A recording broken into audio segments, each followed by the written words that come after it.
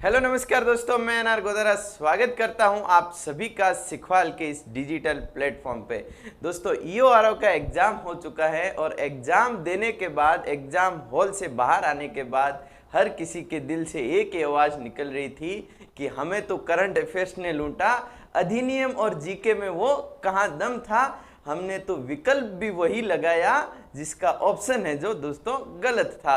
तो दोस्तों current affairs जो विद्यार्थी अच्छे से पढ़ के गया उसका है जो सिलेक्शन होने की संभावना ज़्यादा है, और जिसने करंट अफेयर्स को इग्नोर किया उसका है जो सिलेक्शन भी इग्नोर स्थिति में रहेगा, मतलब उसकी सिलेक्शन होने की संभावना बहुत कम रहेगी। आज की इस वीडियो में पेपर का स्तर क्या रहा, कट ऑफ क्या रहने वाली है, इन बिंदुओं पे चर्चा करेंगे और इस बात की भी करेंगे कि दोस्तों एग्जाम 2 शिफ्ट में हुआ है तो क्या नॉर्मलाइजेशन हो सकता है क्या, उस पे भी है जो बात करेंगे। प्रारंभ करते हैं आज के सेशन को दोस्तों, और आज के सेशन का एक बिंदु यह भी रहने वाला है दोस्तों कि पेपर का लेवल इतना निम्न, क्या दाल में कुछ काला है क्या दोस्तों, इस बात की भी अपन चर्चा करेंगे दोस्तों।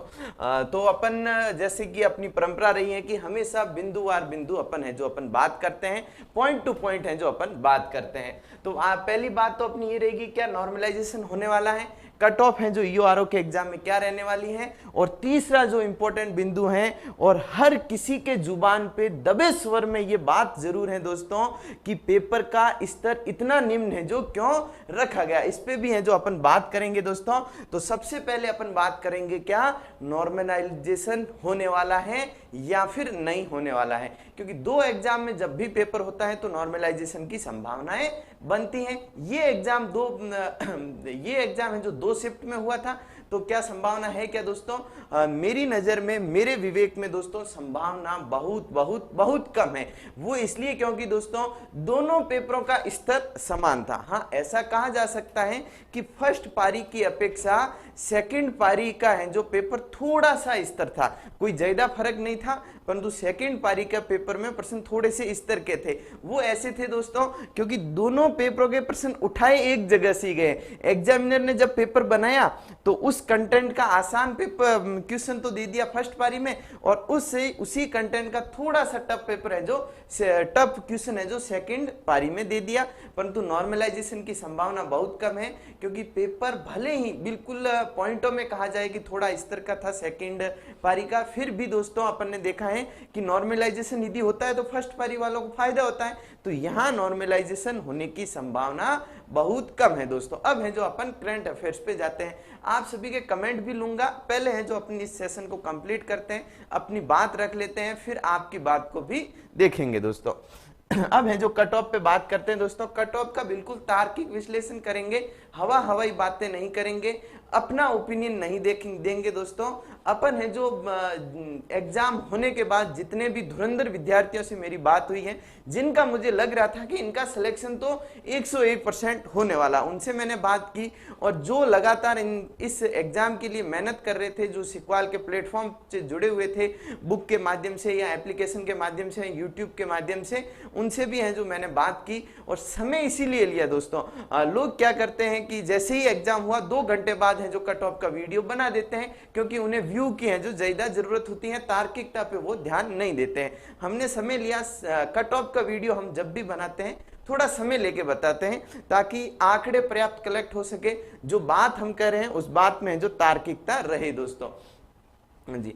तो अपन 120 नंबर का एग्जाम हुआ था दोस्तों, 120 में से जो अपने पार्ट बी जो था उसके 40% आए थे, करंट के दोनों पेपरों में लगभग 20% आए थे, और 60 क्वेश्चन है जो दोस्तों अपने जीके से आए थे, राजव्यवस्था, भूगोल और इतिहास, कला, संस्कृति से आए थे। इस तरीके से है जो अपन पेपर का विभाजन कर सकते हैं। अब दोस्तों देखिए, ये जो 40% थे जिस विद्यार्थी ने तैयारी की है, दिल लगा के तैयारी की है, जी जान से तैयारी की है, उस विद्यार्थी के भले ही इस बी पार्ट को पढ़ाने वाला शिक्षक भी यदि एग्जाम देने गया है दोस्तों, तो भी कितना भी करके 38 क्वेश्चन से ज्यादा वो अटेंड नहीं कर पाया। मैं यहाँ अटेंड की बात कर रहा हूँ, 38 क्वेश्चन वो अटेंड कर पाया है, क्योंकि दोस्तों 1-2% ऐसे हैं जो किसी को पता नहीं है, वो एक तरीके से आउट ऑफ सिलेबस भी थे, शिफ्ट फर्स्ट में भी थे और शिफ्ट सेकंड में भी थे। तो 1-2% तो दोस्तों सभी ने स्किप किए हैं, उन्हें है जो छेड़ा नहीं है। और जिस भी ने दोस्तों 38% अटेंड किए हैं, 38 धुरंधर से धुरंधर जो विद्यार्थी रहा है उसकी मैं बात कर रहा हूं, तो उसके दोस्तों मानवीय भूल तो हुई है, कहीं ना कहीं प्रश्न की भाषा पकड़ने में, कहीं ना कहीं प्रश्न को समझने में उसके दिक्कत हुई है, तो 2% तो इसने छोड़ दिए। परंतु 1 या 2% दोस्तों, 1 या 2% उसके गलत हुआ है। तो क्या हो सकता है, 2% अपन मान ले कि गलत हो गए, 2 छोड़ दिए, 2 गलत हो गए, तो जो गलत हो गए वो तो कहां चले गए, माइनस मार्किंग वाले पोर्शन में चले गए। भाई गलत हुआ है तो माइनस मार्किंग भी तो होगी, तो वो है जो 2% माइनस मार्किंग में चले गए, 2 है जो उसने छोड़ दिए। कुल मिला के नंबर यहाँ पे कितने कम हो गए, ये है जो 4 प्रश्नों का मामला है जो यहाँ बैठ जाता है। 4% माइनस मार्किंग वालों को बाद में ऐड करेंगे। यहाँ देखते हैं कि 4% है जो यहाँ स्किप हो सकते हैं लोगों से। और यदि बात करें दोस्तों 20% जो समसामयिक के आए थे, इसीलिए तो मैंने प्रारंभ में कहा था कि अधिकतर को तो किसने लूटा, समसामयिक ने है जो लूटा, करंट अफेयर्स ने है जो लूटा दोस्तों। क्योंकि करंट अफेयर्स से जो बंदा लगातार पिछले 4 महीनों से मतलब करंट अफेयर्स को एक तरीके से जी रहा हो, करंट अफेयर्स को एक तरीके से रोज न्यूज़पेपर से, हिंदू वगैरह सारे पेपर पढ़ के करंट अफेयर्स तैयार कर रहा है, क्योंकि करंट अफेयर्स बहुत लेंथी था, वर्ल्ड लेवल का भी था, आपके राजस्थान लेवल, इंडिया लेवल, सारे लेवल हैं जो उसमें समाहित किए गए थे। 20% आए थे। यदि कितना ही धुरंधर बंदा हो दोस्तों, क्वेश्चन 14 से ज्यादा अटेंड नहीं कर पाया, यदि उसने सावधानी से पेपर किया है, सीरियस कैंडिडेट के रूप में पेपर अटेंड किया है, तो दोस्तों 6% तो उसे वहां भी छोड़ने ही पड़े हैं। और 14% अटेंड किए हैं, तो कहीं मानवीय भूल की संभावना वहां पे भी बनती है। तो 1 या 2% दोस्तों, यहाँ पे अपन है जो 1% लेते हैं, 1 या ऐसा मान लेते हैं कि गलती हुई हो, 1 या 2% की अपन 2 ले लेते हैं, 2% उससे गलत भी हुए होंगे। तो दोस्तों यहाँ पे कितने माइनस हो गए, 6, तो 20 में से 14 किए तो 6 तो यहाँ गए दोस्तों, और फिर 2 यहाँ गए, है ना, तो 8% तो यहाँ पे भी चले गए, तो 8% यहाँ जाएंगे, 4 यहाँ चले गए, और 2 यहाँ माइनस करा रहे थे, 2 यहाँ पे भी माइनस करा रहे हैं, 2 यहाँ पे अपन लिख लेते हैं। और ये जो 60% थे दोस्तों, इन 60 प्रश्नों के बारे में तो न कहा जाए तो ही बढ़िया है। इस प्रकार के प्रश्न थे दोस्तों कि राजस्थान में विधानसभा की सीटें कितनी हैं, तो इनमें भी यदि कितना ही धुरंधर हो, जीके का ज्ञाता हो, कितनी ही मेहनत करने वाला हो, गलती होने की संभावना यहाँ पे भी बनती है। 60 में से दोस्तों यदि कोई होनहार कैंडिडेट था तो 56 उसने अटेंड किए हैं, 56 के करीब अटेंड किए हैं, और 3 के करीब उसके भी गलत होने की संभावना है, क्योंकि 3-4% दोस्तों यहाँ भी लेवल के थे जो सीरियस कैंडिडेट भी अटेंड नहीं कर पा रहे थे, तो 3 यहाँ पे गलत होने की संभावना है, और 56 के करीब हैं जो अटेंड किए हैं। तो यहाँ पे कितने बच जाते हैं दोस्तों, 4 ये और 3, 7% तो यहाँ पे भी कम हो जाते हैं। तो कम कितने हो रहे हैं दोस्तों, 4 और 8 12 और 7 कितने, 19% है जो दोस्तों 19% कम हो रहे हैं। मतलब 19% ऐसे हैं जो लेवल का विद्यार्थी था, जो दोस्तों टॉप करने वाला विद्यार्थी था, वो भी 19 प्रश्नों में तो मात खाएगा। क्योंकि अपन तार्किक बात कर रहे हैं, अपन को जो लोग कह रहे हैं ना कि 110 से बाहर जाएगी मेरिट, 110 से बातें करने वाले सब हवाई बातें कर रहे हैं। और मैं दोस्तों ये तब कह रहा हूं जब एग्जाम एकदम फेयर तरीके से हो, किसी प्रकार की करप्शन की, किसी प्रकार की जो धांधली की आशंकाएं जाहिर हो रही हैं, ऐसा न हो तो ये स्थिति बनेगी। जब धांधली हो जाएगी तब तो उसमें कहा जाने की कोई संभावना नहीं है, जिसकी एक शक की बुनियाद है जो आप सभी के दिमाग में है। यदि वैसा नहीं होता है दोस्तों, तो स्थिति ये रहेगी कि 19% तो हर कोई है जो मिस करेगा, जिसने सीरियस तरीके से इस एग्जाम की तैयारी की है। और अब माइनस का देख लेते हैं, माइनस कितने हो गए, 3 यहाँ हो गए, तो 4 और 7% है जो गलत हुए हैं, तो यहाँ माइनस कितने हो गए, लगभग है जो 2 अंक हैं जो माइनस में जाने वाले हैं। तो 2 अंक माइनस में जाने वाले हैं, 19 ये और 2 ये, तो कितने हो गए दोस्तों, 21% का मामला है जो आके अटकता है। तो जनरल की कट ऑफ या ओबीसी की कट ऑफ, किसकी दोस्तों, जनरल या फिर ओबीसी की बात करूं दोस्तों, मैं जनरल, ओबीसी, ईडब्ल्यूएस, इन तीनों की यदि मैं एक सेक्शन में लेके बात करूं तो 120 में से कितने दोस्तों, 120 में से 21 है जो अपन निकाल रहे हैं, तो कैलकुलेशन बैठ रहा है, तो 99 कितने दोस्तों 99 क्वेश्चन पे है जो कट ऑफ आके रुकती है दोस्तों। 99 का +2 हो सकता है और 99 का -2 है जो हो सकता है। तो कट ऑफ है जो दोस्तों इसके आसपास रहने वाली है। मोटा मोटी कहा जा सकता है कि 100 नंबर जिसके बन रहे हैं जनरल, ओबीसी और ईडब्ल्यूएस, वो एक तरीके से सिलेक्शन के करीब हैं और बाकी की भी संभावना है दोस्तों। ऐसी उनकी संभावनाएं नकारा नहीं जा सकती और यह नहीं कहा जा सकता कि कट ऑफ है जो दोस्तों फेयर एग्जाम फेयर तरीके से है जो रिजल्ट बनता है तो कट ऑफ दोस्तों 110 के करीब पहुंच जाएगी। 110 नहीं पहुंचेगी। यदि निष्पक्षता रहती है, यदि करप्शन नहीं रहता है तो कट ऑफ दोस्तों 100 के आसपास रहने वाली है। 100 से ज्यादा नहीं जाने वाली है दोस्तों। इससे कम हो सकती है परंतु ज्यादा नहीं जाएगी दोस्तों। आज से ठीक 3 महीने पूर्व मैंने आपको एक वीडियो से अवगत करवाया था कि कट ऑफ कहां तक जा सकती है। तब मैंने बताया था कि 95 के करीब रह सकती हैं और यदि पेपर इजी आ गया तो 100 तक जा सकती हैं और पेपर है जो इजी आया तो अभी भी मैं आज भी उन्हीं शब्दों पे कायम हूं कि कट ऑफ है दोस्तों 100 के करीब हैं जो रहने वाली हैं। अब है जो SC ST OBC और जो SC ST के जो है वो भी है जो अनुमान लगा सकते हैं। इनसे 1-1 2-2 नंबर कम है जो हो सकती है। इससे ज्यादा कम नहीं होगी क्योंकि पोस्टों की संख्या है जो बहुत कम है दोस्तों। आगे बढ़ते हैं। अब है जो अपना अगला पॉइंट लेते हैं। अगला पॉइंट क्या था दोस्तों कि पेपर इतना निम्न स्तर का क्यों बनाया गया।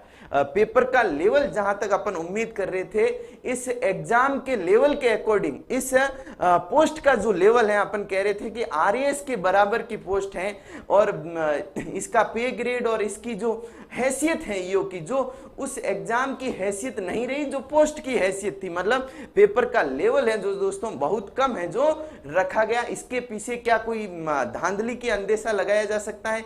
क्या इस बात पे बोर्ड पे शक है जो किया जा सकता है? क्योंकि जैसे ही कल दोस्तों एग्जाम समाप्त हुआ, एग्जाम समाप्त होने के बाद मैंने विद्यार्थियों से बात की तो हर एक विद्यार्थी की जुबान पे एक शब्द जरूर था कि सर इतना आसान पेपर बनाने के पीछे कहीं न कहीं RPSC द्वारा कोई बहुत बड़ा खेल किया जा रहा है कि इतना आसान पेपर बनाने बाद में मेरिट यदि ऊपर जाए, बाद में यदि मेरिट ऊपर जाए तो कोई ये नहीं कहे कि पेपर है जो आउट हो गया था, तब ये तर्क दिया जा सके कि पेपर आसान था तो मेरिट ऊपर जानी ही थी दोस्तों। यदि मेरिट 100 से ऊपर जाती है तो मान लेना दोस्तों, समझ लेना दोस्तों कुछ न कुछ धांधली जरूर हुई है। क्योंकि धांधली छुपाने के लिए, इस तर्क को दबाने के लिए कि पेपर आउट गया है तो मेरिट, पेपर आउट हुआ है तभी मेरिट हाई गई है तो पेपर को आसान दे दो ताकि ये तर्क कमजोर हो जाए।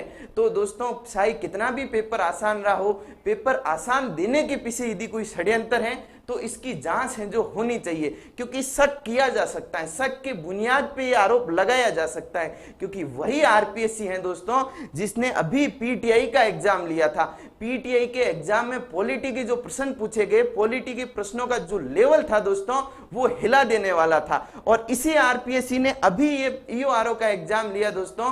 EORO की पोस्ट की लेवल क्या है, किस स्तर का एग्जाम था और किस स्तर के प्रश्न पूछे। राजस्थान में विधानसभा सीटों की संख्या क्या है, राजस्थान में लोकसभा सीटों की संख्या क्या है, ये कोई प्रश्न पूछने के होते हैं दोस्तों। वही RPSC जिसने दोस्तों क्या किया था, फर्स्ट ग्रेड का एग्जाम लिया था, वही RPSC जिसने सेकंड ग्रेड का एग्जाम लिया था और पॉलिटी के इतने बेहतरीन सवाल पूछे थे कि अच्छों के तोते उड़ गए थे। परंतु यहां पे उम्मीद थी कि पेपर स्तर का आएगा, पेपर लेवल का आएगा, परंतु पेपर किस प्रकार से पूछा गया कि ऐसा लगा कि कांस्टेबल का पेपर भी नहीं है। वो तो दोस्तों मुझे याद आता है 2013-12 में मैंने BSTC का एग्जाम दिया था, उस समय भी इतना आसान पेपर नहीं था जितना है जो कल के एग्जाम में है, जो पेपर में प्रश्न आसान पूछे गए। तो क्या इसके पीछे कोई षड्यंत्र है, क्या इसके पीछे कोई साजिश है? तो शक तो बनता है दोस्तों, क्योंकि वही संस्था है जो एक एग्जाम में पेपर इतने अच्छे लेवल का रखती है और वही संस्था दूसरे एग्जाम में इस लेवल का है जो पेपर रखती है और वही संस्था है जिसका एक सदस्य दोस्तों करप्शन के केस में गिरफ्तार हो चुका है। तो शक तो बनता है दोस्तों, जांच तो होनी चाहिए। यदि ऐसा नहीं होता है तो शक के बुनियाद पे आरोप लगाए जा सकते हैं और हर विद्यार्थी के दिल में ये दर्द है दोस्तों। मैं तो विद्यार्थियों की बात कर रहा हूं, कल से जब जितने भी विद्यार्थियों से मैंने बात की, हर एक विद्यार्थी ने है जो ऐसा आरोप लगाया। तो दोस्तों आरपीएससी को एग्जाम कंडक्ट कराने वाली संस्था को दोस्तों इस बात की सावधानी रखनी चाहिए, पेपर के स्तर को है जो मेंटेन करके चलना चाहिए, ताकि विद्यार्थियों के मन में या फिर किसी और के मन में यह भ्रम पैदा ना हो कि आसान पेपर के पीछे कोई षड्यंत्र है जो किया गया है। भले ही ऐसा षड्यंत्र नहीं किया गया हो, हम तो ऐसा मान के चलते हैं, हम तो ऐसी उम्मीद करते हैं और खुदा से भगवान से यही दुआ है कि ऐसा कुछ नहीं हुआ हो, आरपीएससी ने निष्पक्ष एग्जाम करवाया हो। परंतु दोस्तों ऐसे शक उत्पन्न करने वाले कदम है जो आरपीएससी को नहीं उठाने चाहिए। अपनी संस्था की गरिमा को बनाए रखना चाहिए। आप एक कॉन्स्टिट्यूशनल संस्था है, संवैधानिक संस्था है, तो संवैधानिक संस्था को आम नागरिकों में अपनी क्रेडिबिलिटी बढ़ाने के लिए, अपनी प्रामाणिकता बढ़ाने के लिए प्रयास करना चाहिए, न कि कमजोर करने के लिए। तो मैं इन्हीं शब्दों के साथ अपनी है जो बात को आपके कमेंट ले लेता हूं। सेकंड पारी का इजी था, सेकंड पारी का इजी था ऐसे नहीं कर सकते। 73 सही है एससी फाइनल में, संभावना थोड़ी कम है आपकी सर। अच्छा डाउट है बिल्कुल, कुछ कोचिंगों अधिकारी खुद पढ़ाते थे। अच्छा ये भी बात कर रहे हैं कि कुछ कोचिंगों में अधिकारी खुद पढ़ाते थे। सही बात है, शक बनता है और शक के बुनियाद पे आरोप लगाए जा सकते हैं, क्योंकि आरपीएससी का इतिहास ही कुछ इस प्रकार का रहा है। अपन दुआ करते हैं कि ऐसा कुछ ना हुआ हो, ऐसी कोई षड्यंत्र, ऐसी कोई साजिश ना हो। आरपीएससी है जो अपनी निष्पक्षता को बनाए रखने के लिए, अपनी है जो प्रामाणिकता को बनाए रखने के लिए प्रयास करेगी। एग्जाम है जो निष्पक्ष ढंग से कंडक्ट कराएगी, विद्यार्थियों के साथ कभी अन्याय ना हो, ऐसी हम उम्मीद करते हैं और अपनी बात को विराम देते हैं। बहुत बहुत धन्यवाद।